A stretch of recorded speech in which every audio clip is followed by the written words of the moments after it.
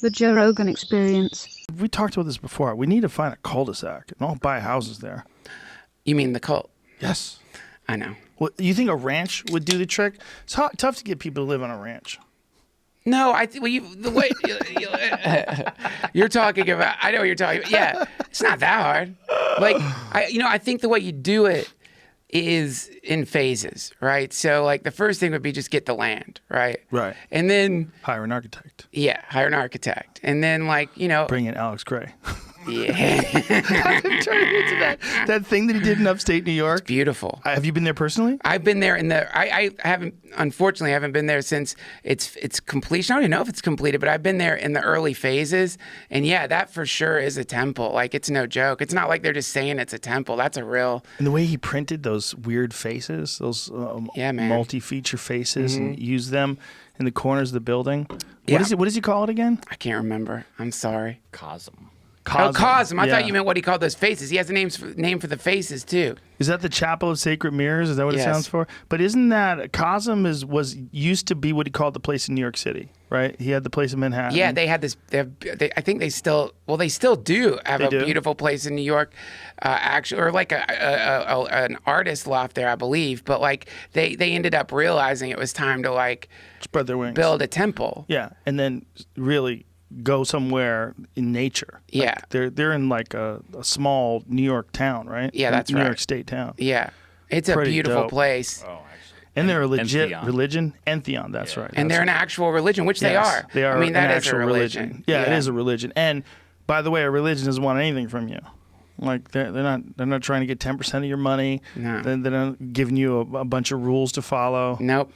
They want you to worship love and creativity. It's a really interesting place. Is that? Oh, that's just an image of what it's going to look like. I don't think it's really quite there yet. But holy shit! Yeah, man. Imagine coming up to that, like walking up to that front door, and you're like, oh my god, what the hell am I looking at? Dude, when I was on tour, they let me park my tour bus there because we needed a place to sleep for the night. So I had to sleep in front of that thing in my tour bus, and it hadn't even gotten to that phase, but I had crazy dreams just sleeping there. Yeah, it was wild, man. That's probably like one of those if you build it, they will come things. Like, do you imagine how hard you would trip inside that place?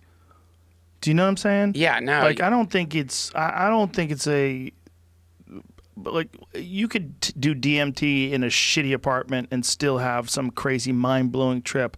But you can't tell me that coming to this place and going through this Entheon portal, that this isn't going to have some fucking crazy effect on the way you trip. Yeah. Oh my God. But that was the idea of a temple. I mean, the idea is, I'm not just saying to trip or whatever, but the concept is like, let's acknowledge the fact that maybe our ideas aren't necessarily coming from inside our brains. Let's just, as a fantasy, imagine that there is a divine intelligence that, as one of the many beautiful things it pushes into this particular realm, is art. And that if we can figure out a way to purify the connection with that thing, then we become receivers for that. And by doing that, we allow that thing to begin to exist in this world. And a temple was a place that allowed that connection to be refined, purified, intentionalized. And in that, there's a solidification called inspiration or art or whatever the name is you want to give it, but it's like output from a place that maybe is a few floors up from the one we're at, that's having a pretty wonderful party right now. And like part of what we do is like allow it to drip into this realm, which is potentially a denser realm. We're in the realm of matter. It's dense, and like ideas, if you look at your ideas, they're light. They're like they don't have at least my idea is like they're not like heavy. They're inspiration feels like barely anything. In fact, it's so barely anything. Think how easy it is to miss a good idea. How easy it is to think something cool that maybe you want to write down for a joke, and you're just, I'll write that down later, and then it's gone. It's light. It's light. And so in part of what they, I think, are all about, or I mean, again, that's me putting it on them. They have a wonderful description on their website about what they're all about. But to me, part of what creation is taking those things, allowing them to come through you, and then allowing this realm to do what it does, which is to crystallize them in a denser form that other people can enjoy. And, that enjoyment is that's enough. It doesn't have to be some lofty ass shit. It's just like people get a little like this tiny little smell of heaven, of like a better place, a lighter place, a place that isn't encumbered by so much bullshit as this particular realm. That can like completely take someone out of a depression, man. That can completely give somebody the, juice they need to like get back out there and like open up themselves to the world and not be shut down. Just one little like tiny, tiny, minuscule reminder of like, don't worry, this isn't the only place. There's simultaneously amazing things happening which you're part of. You just don't realize it yet. And don't worry. And, McKenna used to, in one of his essays, that's what he'd say on mushrooms, is he would get this message, don't worry, we're coming. Don't worry, we're coming. And you know what I mean? But I think that's what art does, is it gives you this sense of like, don't worry. Right now, we're just building the runway. Don't worry. It's coming. I know this place seems fucked up. It's a little dense right now. We're going to lighten it up. And then that... How much of that is your own imagination, though? Like, how much of your own imagination stimulates your trips? I mean, we want to assume that we're really interacting with something, right? Yeah. On the other side. But why do we assume that that's something? Obviously, it's not static. One of the things about tryptamine experiences is that things twist and change and morph and shift. They never stay any one thing for any length of time. They're always becoming other things and moving in and out of things. Like, maybe that's just what happens over there. Maybe these things are constantly shifting and changing. Maybe what we're doing is we're trying to apply, when we think of how we are here in this life, we're trying to apply those laws to whatever we experience when we do that. But it seems so alien. When you have those experiences, it seems so alien. Like, you're not going to be able to bring any of that back. You can give someone like little glimpses. Yeah. And what Alex has done the best is capture like, oh, I know what he's doing. Like those faces, those like almost Egyptian looking golden faces that are moving and apart from each other. Like you go, oh yeah, I've seen something. Yeah, something sort of. Yeah, there's a tryptamine part to that. Yeah. But that, whatever that would it be in that dimension, it would change and become something else instantaneously, and then become something else, and a lot of it has to do with how you're thinking, which is weird. It's like, is the way you're thinking actually affecting those things, or is the way you're thinking affecting your perception of whatever this energy is and how it manifests itself visually? Well, I mean, this is that, right? Even in what you're saying, there's this assumption that your thinking is separate from the thing. Right. And so we have a thought, and we're thinking to ourselves, I just got a good idea. We don't know that if we had a different way of quantifying time and space, we might have just seen some ethereal mist drift through us that produced a thing we called a thought that we thought must be us. So you look at a thing in that realm and it's shifting and converting, and you notice that conversion seems to be happening in relation to like how you're feeling. And, now you're in a chicken or the egg conversation, which is like, who's reflecting who here? Like, which of us is like real and which of us isn't? And, or are we just kind of am I just seeing who I actually am? But because I live in a world of individuality, and I live in a world where there's a separate quality to things, I have to see you as separate. Because if I don't, I can't see you.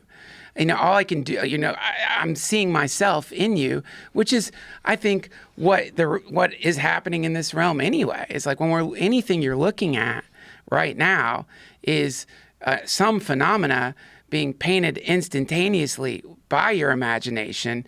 That's what the imagination is doing. It's painting colors onto the universe of infinite phenomena that your brain is like doing out of habit. So that's anyone you're around, you make an instantaneous assessment of that person, or you begin to like realize like, wait, I got a bad vibe about that person. I bet something's off with them. And then you go into like your TV psychic bullshit. Like, oh yeah, really? Oh really? Is that the instincts you learned? Where'd you learn that? World of Warcraft? The streets. Yeah, no, you don't know. But I've done that. By the way, I'm talking about myself where I'm like, yeah, I just can tell if a person is honest or it's like, no, I can't. You can definitely tell if a person's really fucking weird though. That's for sure. You could tell if a person's off, like they're not really connecting with you, or they're pretending to connect with you, and you're like, "Whoa, I got a weird vibe from this guy." Yeah, that. Meanwhile, if you looked at what he said on paper and what you said on paper, would be totally normal. That's true. There's sometimes a certain things, a violation of space. There's a weirdness to the way they look at you, a cadence. Yeah. They're like, oh, you're off. I hate that feeling, man. That's a deeper thing. When the alarm bells go off like that, your hair starts standing up. You're like, oh, gotta go. I fucking hate that. That's scary. But, I'm just saying, sometimes you're not right. And this is like why you need empiricism in science, because sometimes you're not right. Like just because you think that's how shit is from some instinct inside of you doesn't mean that's how things is. You're biased. And so that's the projection. That's like that's the part of you that you're still dealing with some trauma from when you're a kid, and you're seeing that trauma in all the things around you. And so you're like in an argument with someone who hurt you 20 years ago when you're talking to somebody who vaguely reminds you of that person. And if you're, you know what I mean? Like you're still having the argument. And if you're not aware that you're still having that argument, then you can start saying shit like, why do I always end up with the same person? Yeah. It's like, I always draw this kind of person to me. And it's like, well, maybe you're drawing the exact same kind of person to you, or maybe you're running the same movie on a different screen and being like, I've seen this before. I keep seeing this movie. It's like, that's the same movie. It's like you're seeing the same thing you're projecting. It's just, it looks like now it's not Tom, it's Alex, or now it's not Lisa. You're looking at Samantha, but you're still seeing this thing. And that's the projection. So anyway, that's the imagination. And the question is, how powerful is that projection? Because sometimes you start projecting onto someone how you think they are, and if that person's weak or insecure, they'll start acting the way you think they are. Yes. Now your projection is sprung to life in front of you because you've essentially animated a person with your expectation of them. And then because that person is acting the way you thought they would act because they don't know the fuck they are, you're making monsters with your imagination. Well, that's what cult leaders do, right? That's how you start a sex cult. How? Same way. You got to take these people and like put it in their head that this is what they do. Oh, right. You put it in their head. Right. Yeah, that's right. You say you see it. Yes. I see it in you.